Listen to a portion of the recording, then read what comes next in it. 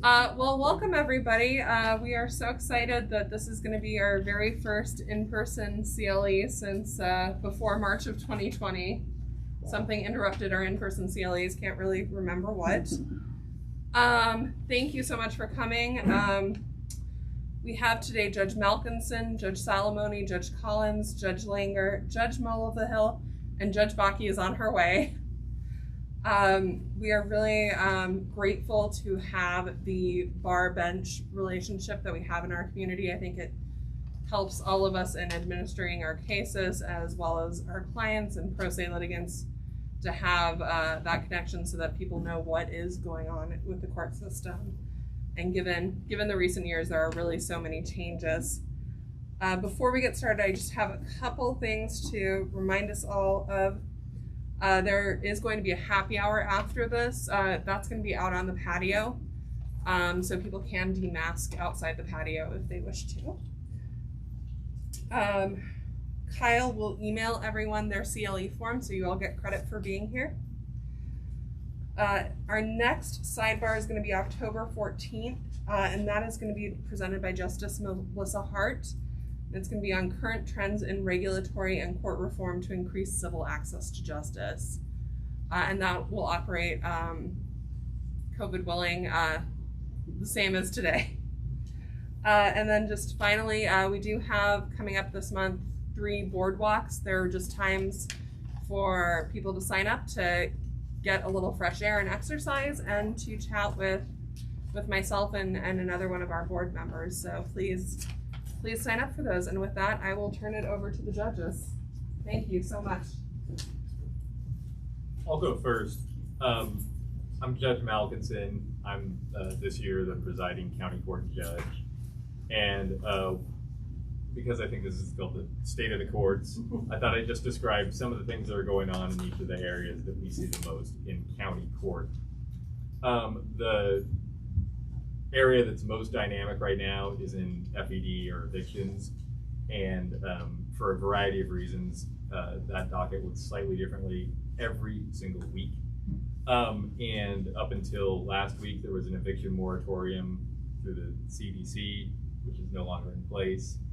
As of September 4th, there's a new governor's order, which has to do with notice requirements, not only the timeline, but also certain things you have to provide tenants. So if anybody practices in landlord-tenant, you should be aware of that. We've updated the administrative order 2108 to reflect that. I think we update it every week or every other week. The other new thing in Boulder as of January is there's a City of Boulder ordinance which provides free legal representation for tenants in all cases in Boulder County. And that means even if it's an eviction that's not in the City of Boulder itself, that it takes place in the county or in Longmont or Lafayette, but it's filed in Boulder, then whoever comes to court gets free legal representation. And 2 of the people who represent tenants are here right now.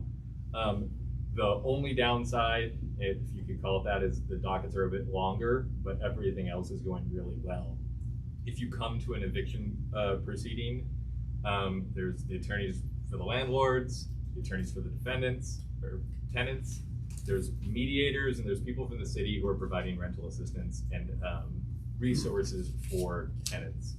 So there is a lot of activity on a Friday morning court, and I've seen people get checks on the spot for rental assistance. So it is very different than it used to be, and it's a real positive thing.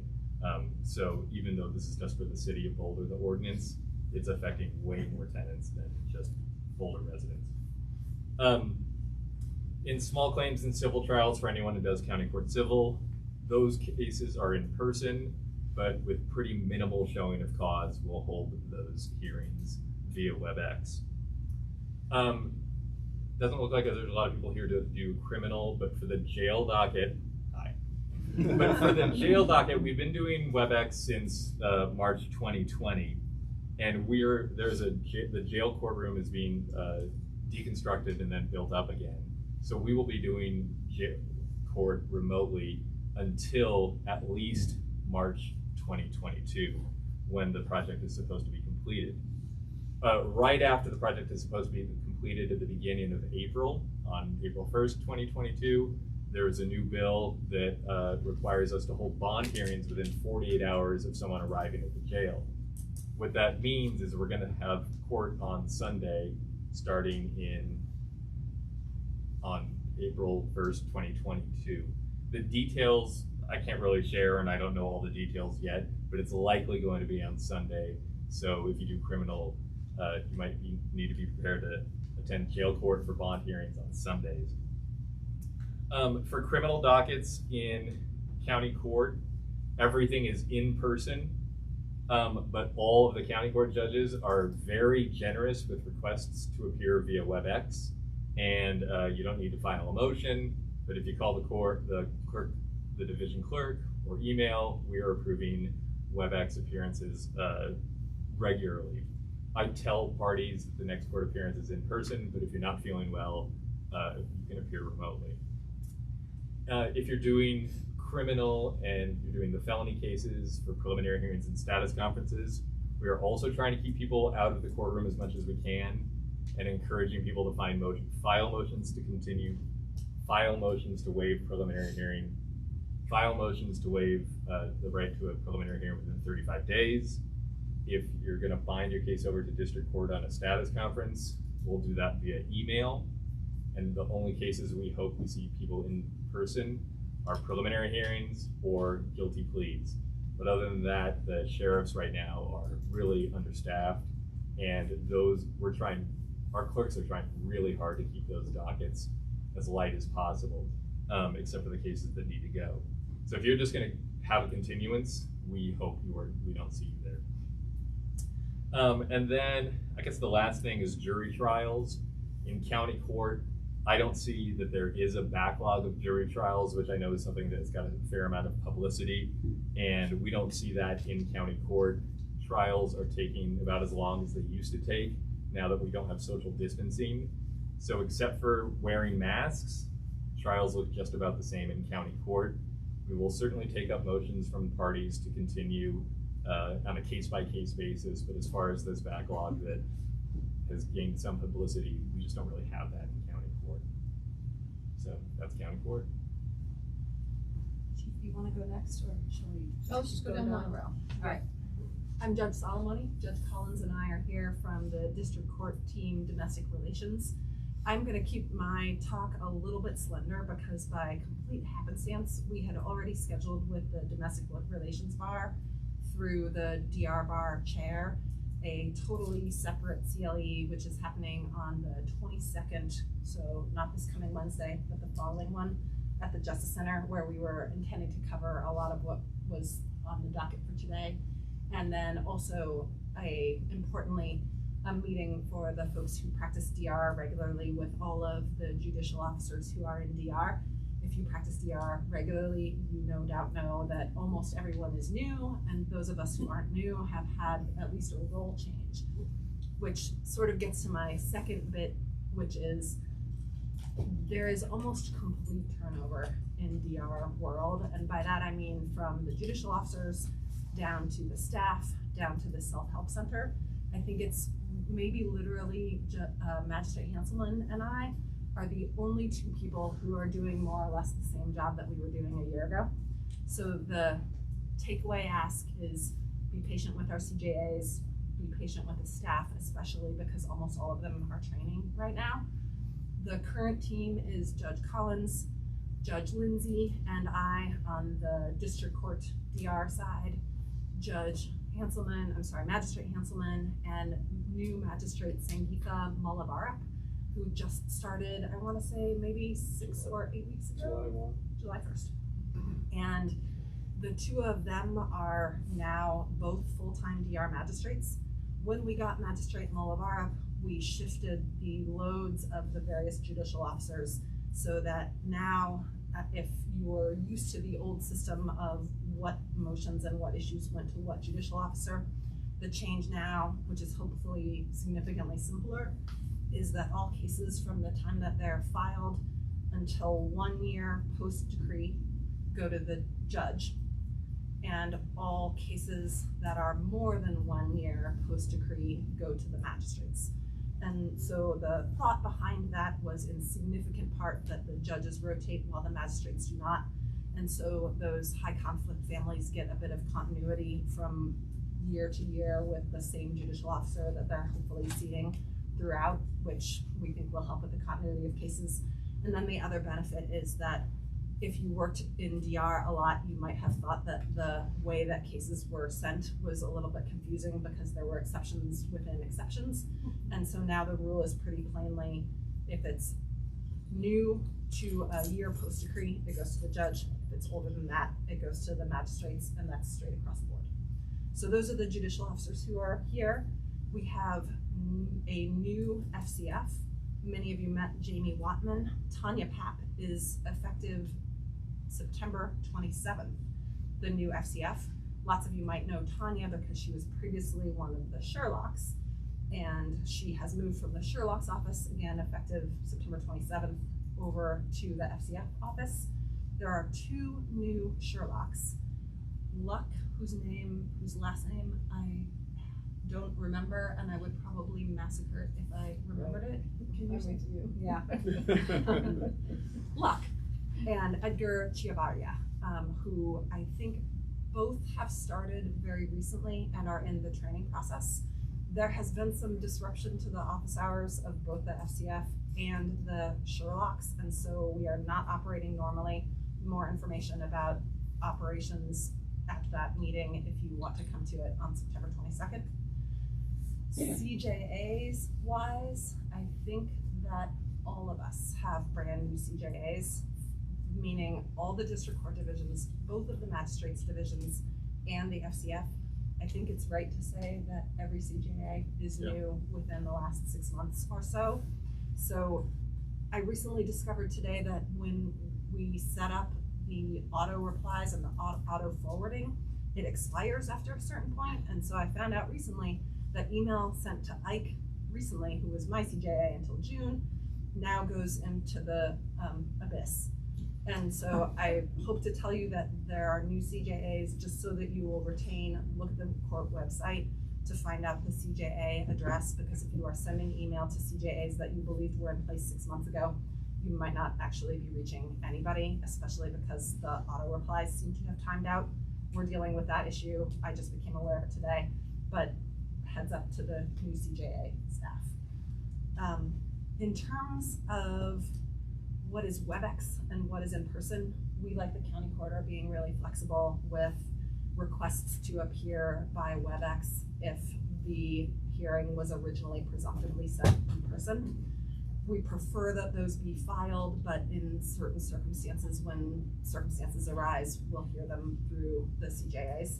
Presumptively right now, the only things that are being set by Webex are contempt advisements and ISCs, and everything else is being presumptively set in person, although, like I said, we're being fairly flexible with the request to move over to Webex. Caseload-wise, I think the DR division isn't really suffering much from the COVID backlog because we were able to keep moving with the least disruption, since we don't have jury trials, to our ordinary flow of things.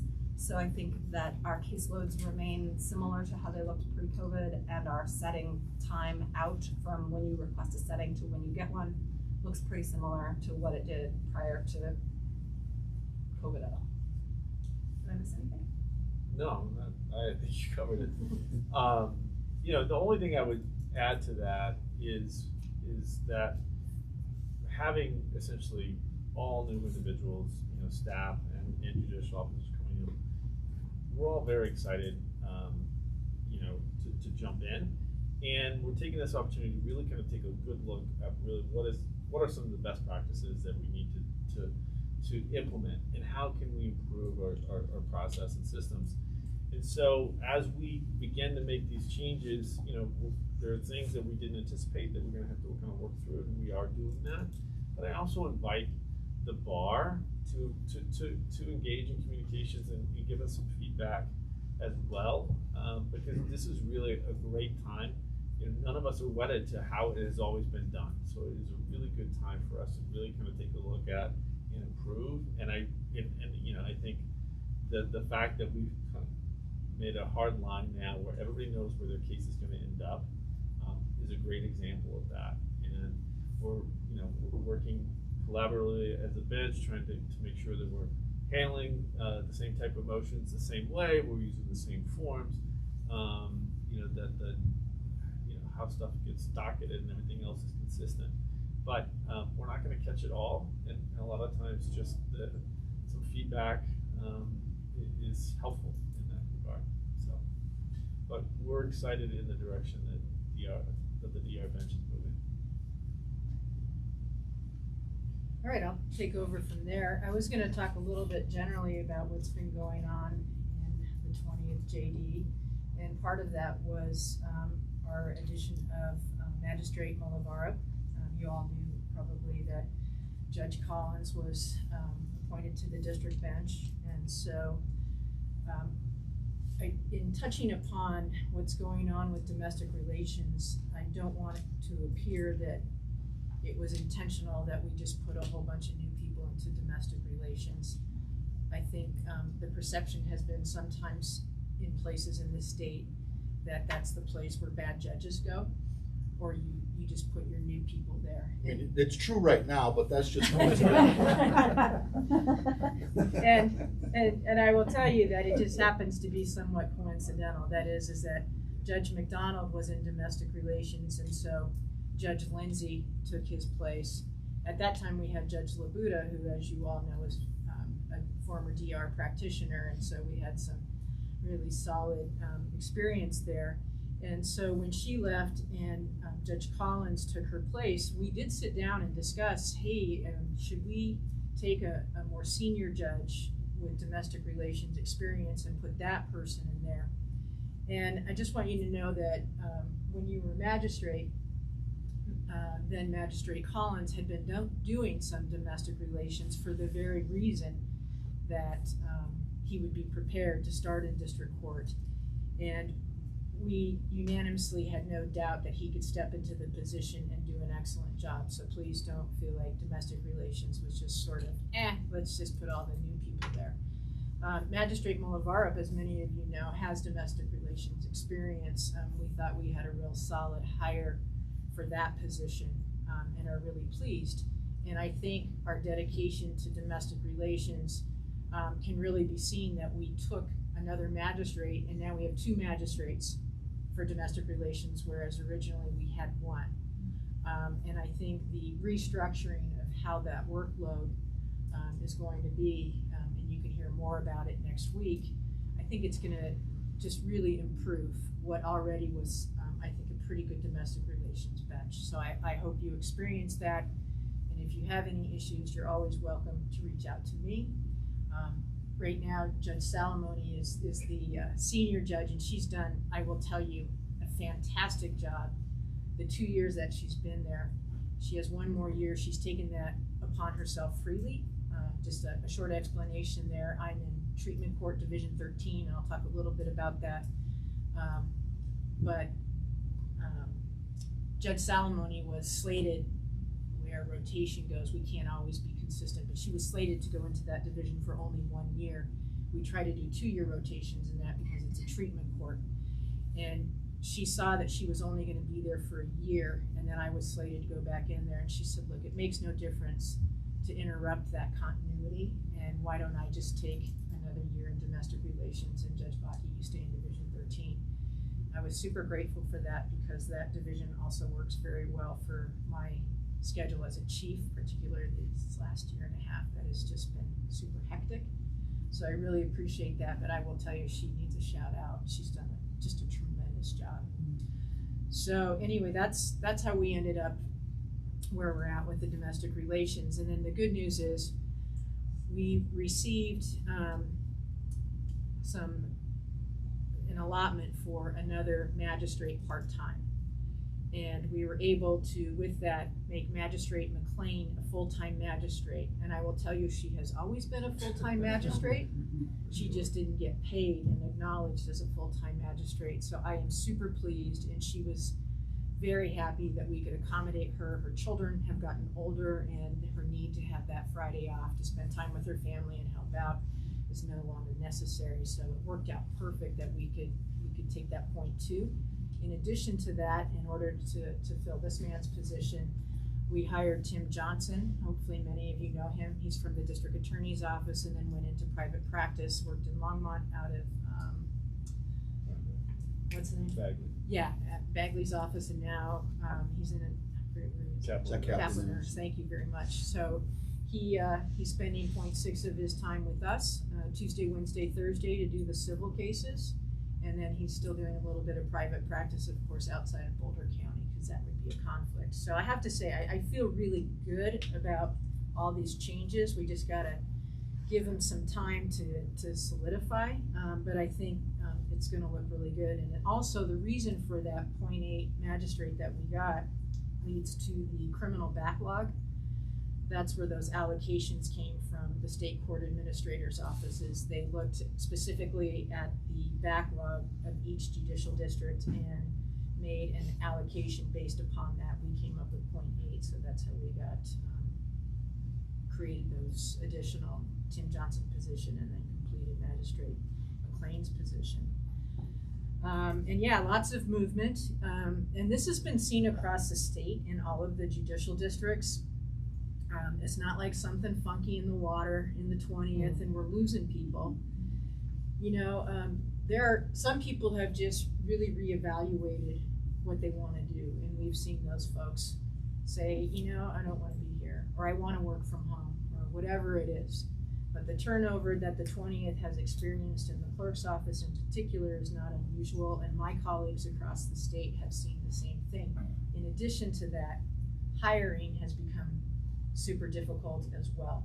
And so when we post for positions, the turnout that we would have seen perhaps pre-COVID, we are not seeing now. And you can, you know, hear these kind of stories on NPR or whatever you listen to. You know, that job market has just changed tremendously. And I don't know what people are doing for a living, but they're not working for the state. And that's across the state again. Same thing. My colleagues across the state are having trouble hiring. But nonetheless, we still get applications, and I think we're still able to weed out some good folks that we can hire. But we have had a lot of change in our clerk's office just in general. All three pods, criminal, civil, domestic relations. And so please be patient with the clerk's office. As a matter of fact, I don't believe we're still fully staffed, and we've been going through this hiring process now for CJAs, court judicial assistants. It seems like forever, but I think probably it's fair to say 9 months. We have been interviewing just constantly all the time. And this change has also occurred with the division court judicial assistants, as Judge Salomone alluded to, those CJAs that you're used to calling up in the Division 1 or whatever. There's been a lot of change there, but I think we've hired some great folks. I have a new CJA in Division 13. She's fantastic. So I feel good about the hires, but again, we have to remind ourselves that we've got to be patient, and you know, chips fall where they may. Also, I'm not sure you're all aware, but you know, I had to do a number of cuts, and I can't remember who all I presented to that I had to do cuts. But we did some significant cuts in Boulder County. We were told to by SCAO. It was, I think, like 1/6 of my budget that we had to cut, which is a lot. And that equated to 13 FTEs. However, the amount of money to get there was really problematic, and as many of you heard, and I think I've had some criticism over this, but I had absolutely no choice whatsoever, was to cut our court reporters. Hardest decision I had to make. They're friends of mine. One of them is married to my colleague, and never want to have to be faced with that again. Truly one of the most difficult decisions I ever made, but I will stand by it. Amy Waddle, as you know, works as my CE, my court executive, and if you know her, one of the brightest, best CEs in the state, and she and I worked those numbers over and over and over. And if I'm getting a little defensive, it's because it was so tough. In addition to that, though, I cut in almost every other area to spread it across the board. I had to cut in the clerk's office, I had to cut family court facilitator, I had to cut our law clerks, which is where I was going. We were at 7 law clerks after the cuts. We normally have 9, 1 for each division. And so we, instead of having our own law clerks, we pooled them. And this year we just got super lucky, and right now, because of an externship, and we were able to rehire because the economy is not as bad as people had anticipated. So we were allotted a position for a law clerk, or created one because of the money that was provided to us. And then we have an extern. So we actually have 9 law clerks this year, which is fantastic. But I did want to let you know that at times we're going to be shorthanded, and we do the best that we can, and they do the best that we can, and we have amazing law clerks. 2 have stayed with us now for over 2 years, which is great. So use of court reporters, we're still working that out with the state. Right now we're working with the district attorney's office, and I'll let Tom get into that a little bit more in terms of criminal. I think he has better up-to-date information, but just know that we're working on that for those of you who are impacted by it. And I know you'll talk about the backlog a little bit. The good news is things are kind of looking back to normal. The bad news is we still got this Delta variant, and I'm hoping that it doesn't change anything other than masking for the next few months. As I said, I'm in Division 13, and thanks to Judge Salomone, I'm in my 3rd year now. And I will be in there for 2 more years after that. It does work best for my schedule, and I appreciate my colleagues accommodating that. So we do the adult treatment court in Division 13, and I will tell you that our numbers are up, which is good. It's a great program. And so we're, I think we've kind of loosened our the qualifiers to get in a bit, and so we have more numbers, which is great. And some of that in part is funded by the county, which we truly appreciate. We also do juvenile delinquency, truancy, mental health at times, shared across the board with other of the divisions, and probation violation complaints. The domestic relations team, they do their own extreme risk protection orders that arise out of DR cases. Division 13 does any of the non-domestic relation. And across the board, I think everyone has seen some pretty low numbers on what we refer to as the TERPOs and the ERPOs, temporary extreme risk, and then just the permanent extreme risk. So not seeing as many of those that I think we anticipated we would, but I have one, as a matter of fact, set tomorrow.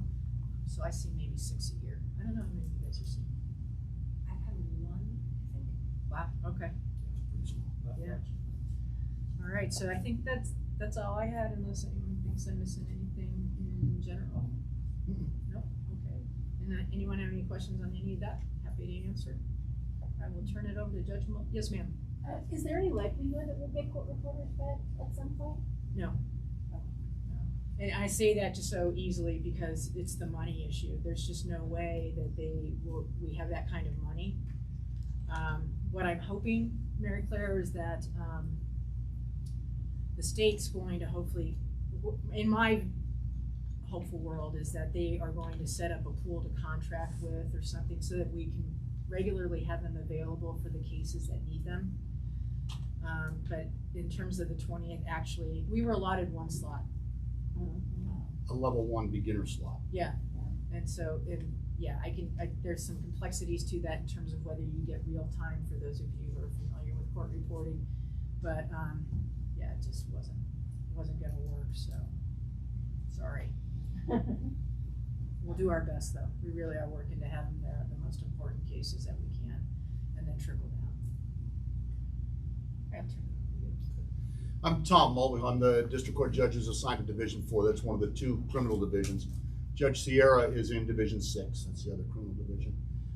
Regarding court reporters, we've been working directly with Ken Kuffner from the district attorney's office. He's one of the assistant district attorneys. They have committed to hiring a court reporter for certain high profile or high level charges. And so you will see some cases where the district attorney has hired a court reporter, and when they are doing that, the Judicial District is picking up a portion of that cost, about half. But you're really talking about maybe less than a handful of cases for the rest of the year.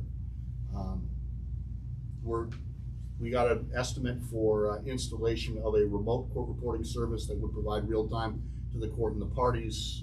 The cost is something that the chief judge is going to have to figure out, but I will tell you that just the courtroom setup is astronomically expensive. And then there's a per day usage fee and a transcript charge. So it's, as a judge in a criminal division, it really hurts not to have a court reporter. We're trying to be very careful about making the record. A lot of times you're going to hear me or Judge Sierra direct me attorneys back to a microphone, speak closer to the microphone, speak louder, and that's because we're trying to be diligent about making a complete record. But it is one of the unfortunate consequences of the budget cuts that really is a day in, day out impact on the operations in the criminal division. We are, for the most part, back to pre-COVID operations in the criminal divisions, with the exception of the requirement of a mask. There are 3 exceptions to wearing a mask. One is if you're an interpreter providing services during a hearing or trial. Second, if you are a witness who's testifying, you can remove your mask. And then third is that if you have a specific medical exception to wearing a mask. But otherwise, the judge, court staff, attorneys, jurors, witnesses, most everybody is wearing a mask, which, as you know, is uncomfortable and doesn't provide for the best audibility. But we're able to run dockets in person. The presumption is that every hearing is going to be an in-person hearing. We are allowing some appearances by Webex. For example, if it's a writ for a defendant who's being housed out of county, and the defendant will agree to appear remotely, then we'll do that by Webex. It's a safety savings, it's a cost savings, a convenience, and you heard Judge Malkinson mention earlier about how short-staffed the Sheriff's Department is, and that's another thing that we're taking into consideration. If you've got a client who's residing out of state and it's going to be a non-evidentiary hearing, we'll probably allow that appearance by Webex. If you've got a client who's got a specific medical issue where it makes sense to not have them appear in person, then we'll authorize Webex. But anecdotally, we're probably seeing 90+% of attorneys and defendants appearing in person for all of the hearings. If I may. Please. I think what the admin order says under our website for Webex is that showing good cause, show good cause, then we'll grant use of Webex, and that's from county court through district court. And we're very liberal in interpreting good cause, whether it means it's more efficient or, as Judge Mulvahill said, someone's sick or anything. But I just want to be clear that the standard still is someone has to file a motion and it has to be some sort of good cause set forth so we can say, yeah, otherwise the exception just kind of swallows everything.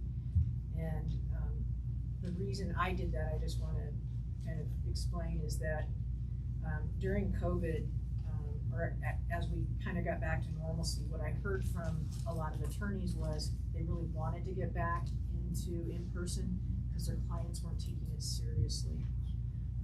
And that made a lot of sense. And then also from the juveniles' perspective, getting the kids back in the courtroom, you lose a connection. And I think we all appreciate even more now that in-person connection that the courts have with the attorneys and with the defendants and the litigants and domestic relations. Personally, I just think it all works better if everyone appears in person. So that's the reason for it. Let's push to back to normal, but let's use Webex when it makes sense and there's good reason to just kick it over. And I'm sorry I interrupted you, but I just wanted to. You're the chief, you get to do that. Yeah. We did, I mean, throughout COVID, we've been meeting regularly with the District Attorney's Office, Public Defender's Office, representatives from the private defense bar. And that was one of the things that they kept telling us is that, you know, remote court, we understand why you need it because of COVID and those risks, but it's not moving cases. Defendants aren't taking them seriously. There's not that face-to-face opportunity to talk with opposing counsel, to try and get a resolution, to be able to talk face-to-face with your client in a courthouse setting where perhaps there's a bit higher degree of seriousness imparted on the defendant. And we did hear repeatedly from the Public Defender's Office and the private defense bar that things just weren't moving. And they were talking about caseloads piling up. And I'm about to talk to you about caseloads piling up because everybody else is reporting that their caseloads are about the same. And that's really pretty true. So every month in the district court, we get an open case report. And it's sorted by judge and it tells you how many open cases you have. And we take a look at that just as kind of a gauge to see where we're at in terms of managing our dockets. And of course, it fluctuates month to month depending on all kinds of circumstances. But I pulled the numbers from February of 2020, which was the month before COVID. And in looking at the two criminal divisions, my division had 524 open cases. Judge Sierra's division had 571. And when I looked at the open case numbers for September 1st, so this month, my caseload is up to 762. That's about a 50% increase in terms of open cases. And that's not trials. I'll talk about trial numbers in just a minute. But what that means is we've got another 50% of cases that I need to manage, my staff needs to handle, we need to get into court to process. And so what you're seeing now, at least anecdotally, are dockets that are taking significantly longer. We used to be able to set in each criminal division 5 cases on a Monday, Wednesday morning, 5 cases on a Tuesday, Thursday morning, and then about 30 cases on a Friday morning or Friday afternoon. Those numbers have about doubled. And it's really the only way that we can continue to manage things in a reasonable fashion, trying to move things forward.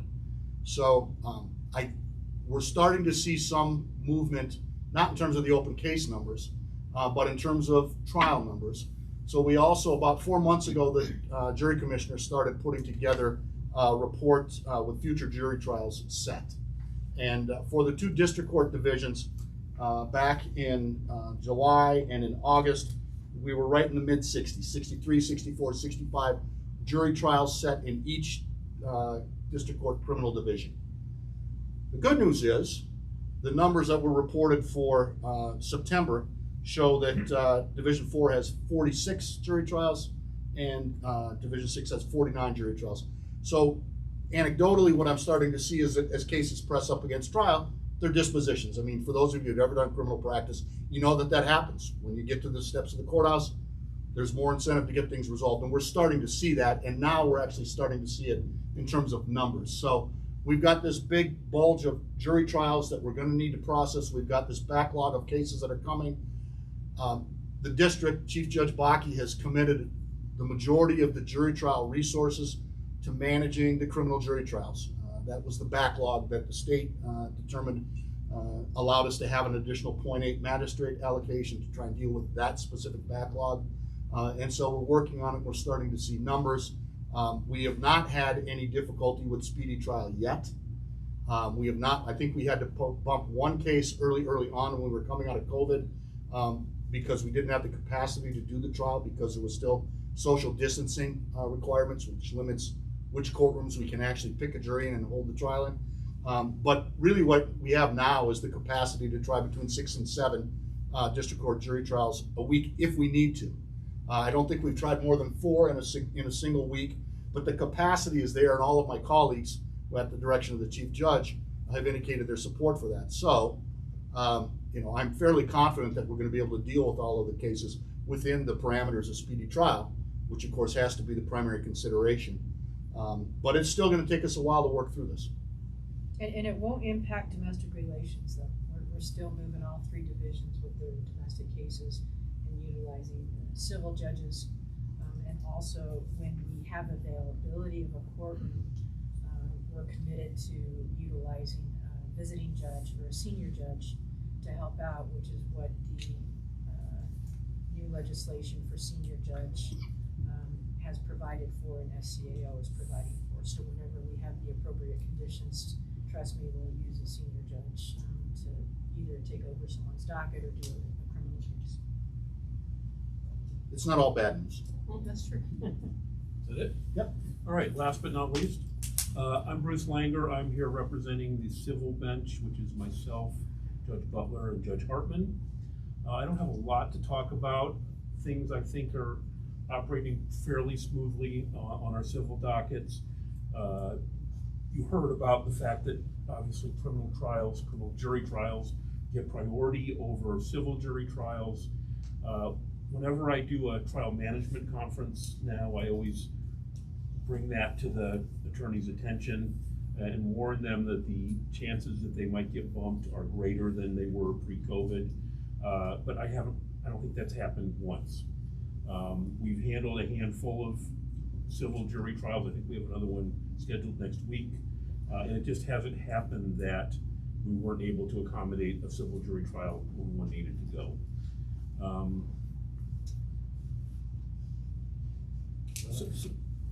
So two other things. One of them is Webex. I think we have more or less the same policy. All of our hearings are presumptively in person. We require a motion for remote testimony, typically, just as we always did. We are probably a little more liberal in granting them. Particularly, our civil judges handle our probate dockets. Each of the 3 judges handles 1 docket a month. And I think that's an area where we see it as being particularly appropriate.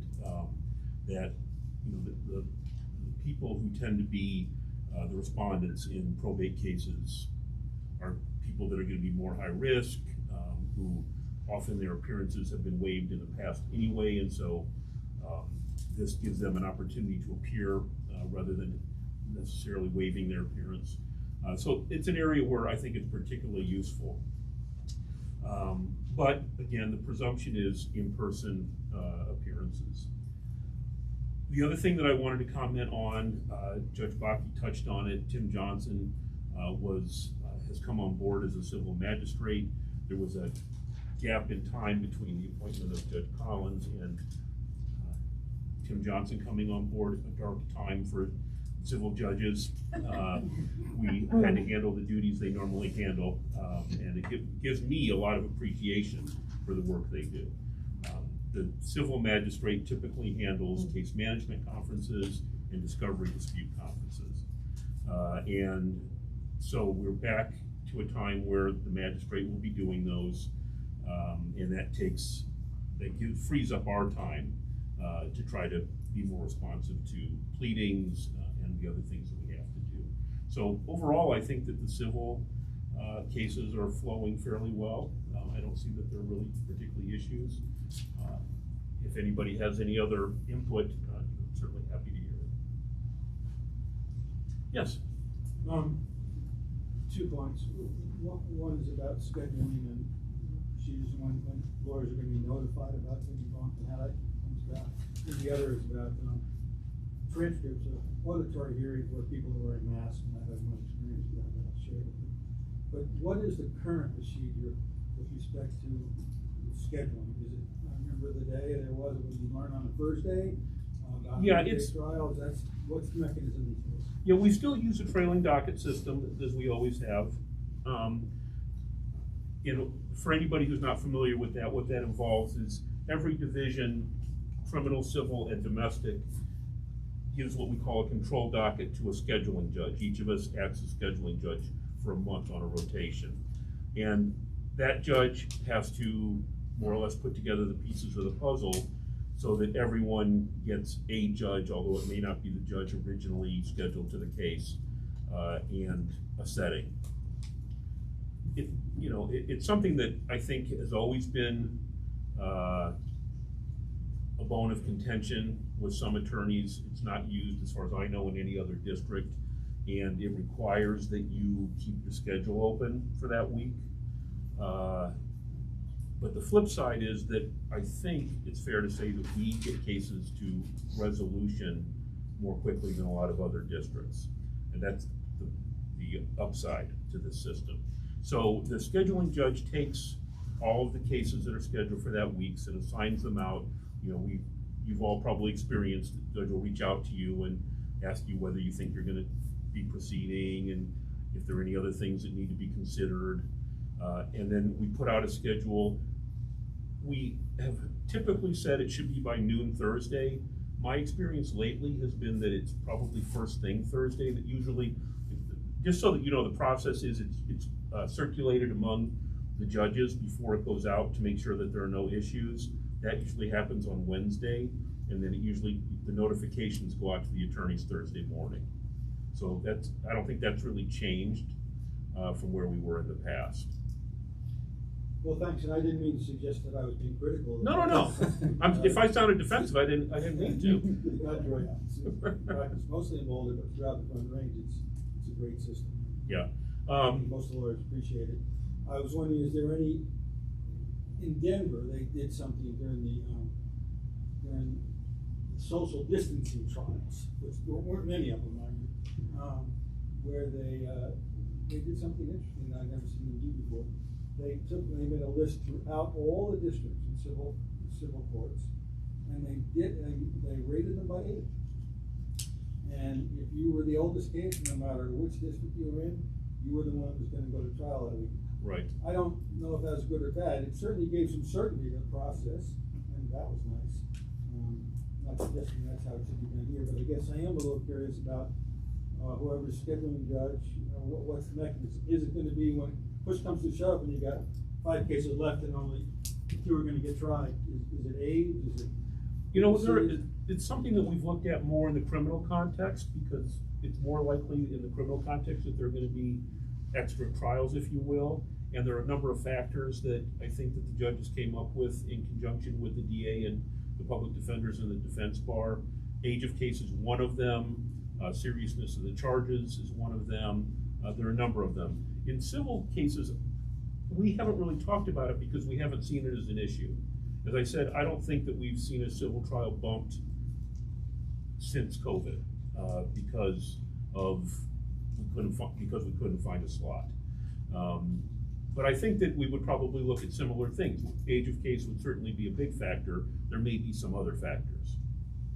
So not just age of cases, and I'm not suggesting it should be. Yeah. I'm just curious about how it would work. Yeah, we haven't really talked about it. I'm just, off the cuff, it seems to me that there are probably some other things you'd want to look at in addition to that.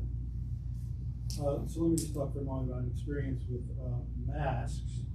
This was in Denver District Court. Historically, audio recordings instead of court-reported transcriptions have had their problems. You see your unintelligible comment and you see where it knows the wrong word. But there was a hearing in Denver, and it only involved the judge and the lawyers, which allowed it to be in person with masks. The transcript was nonsense. Nonsense is the wrong word. The transcript was essentially useless. Because between the masks and people trying to talk in the mics and not remembering to talk in the mics like you really should be, especially when your voice is softer, like mine, for example, it was just real. It was a disaster. There would have been no record. There would have been any use based on that hearing. Right. I'm only telling you that because it sounds like you're going to be doing some of that in the coming months. I would just really encourage some way of making people glue the mics to their. I need to glue the mic to my mouth or something. Well, I know some of the. Neck or something. I'm sorry, I know some of the DAs and public defenders. I think they're using lapel mics in some trials, which I think addresses that to some degree. And then the only other thing we can do is everyone be cognizant of the need to be close to a microphone. And, I've certainly had times where I've told an attorney you need to speak up, or you need to pull the microphone closer to you. So you're right, it's an issue for sure. Early on in COVID, after we'd lost our court reporters, the district attorney's office was legitimately concerned about the quality of the record. And they had gone and pulled a certain number of recordings from hearings that were conducted to check the quality of the FTR recording. They found one hearing that was what they deemed to be of insufficient quality, but the rest of them they found were of sufficient quality. I'm not saying that proves anything for the future, but it's something certainly that we're aware of and people have been checking on. And the reality is we don't have the money to hire court reporters. And so we're stuck with the FDR making the record, and until someone gets rid of the mask requirement, we're all gonna be wearing face masks. Talk to Boulder County. One thing that I would add is at trial management conferences, I always offer the parties the opportunity to hire their own court reporter. I know that that's not ideal, and a lot of people don't want to incur that expense, but it's one solution. 2 quick clarifications. First, with regard to scheduling, on the issue of how do we tell what gets priority, I think that it's correct, although somebody with stats on his desk might correct me. I'm fairly confident that when I came into the district in 2017, since that time, we've not bumped a single case because we couldn't schedule it. And then I think that that's still more or less true, even since we've dealt with the COVID backlog. There have been a number of times where the scheduling judge has fretted that we wouldn't be able to fit everything on the schedule that needed to go on it. There have been, I think, a couple of times when a senior judge came in, but to my knowledge, and if I'm wrong, I'm not wrong by a lot, I don't think, especially since the stats guy is nodding at me. We haven't bumped anything because we couldn't accommodate it. And so the question about how might we accommodate is really, I think, a solution that's looking for a problem, because we don't have that problem here. And then the second issue that I just wanted to make sure was super clear to everyone, and that is the mask order along with the 3 exceptions for the testifying witness, the interpreter, and the folks with medical need. That, even though Judge Mulvahill talked about it, that's not exclusive to criminal. That's every division across both county and district courts. That's an administrative order that applies to all of the courtrooms in the district. It's 5 o'clock, it's happy hour. But if you have any questions, any other questions, we're happy to answer them. We're not in any rush. Have you been seeing more cases go to trial, more cases settle? Any change in that since March of 2020? I think in DR there hasn't been a noticeable change one way or the other. No, the only thing that I noticed in civil was there was a time when we weren't doing jury trials at all, and some people were opting for court trials. But other than that, I haven't really seen any change. I can tell you when we went back to in-person hearings, for the run-of-the-mill misdemeanor criminal dockets, more things were resolving that were just getting continued because people could not connect.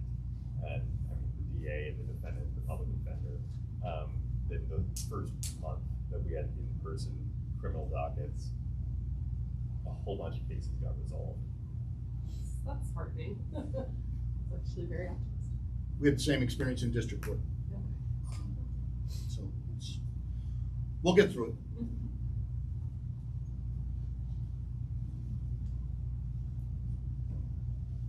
Now it's happy. All right. Thanks for having us. Thanks.